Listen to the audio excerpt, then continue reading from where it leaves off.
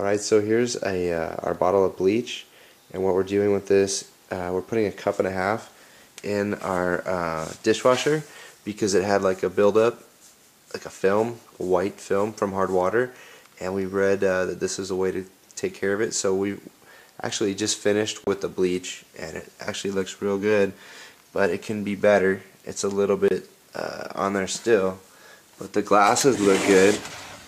They were pretty bad. I mean, these glasses are 10 years old and they're pretty darn clear now, but we're gonna hit it with a 1-2 punch, as they say, and now we do a cup and a half of distilled white vinegar in the same bowl, and then you just, what you do on the cup of bleach, on this bowl of bleach, and on the bowl of vinegar, is you just run it on a normal cycle without heat. Okay, so let's open it up. This is after the vinegar.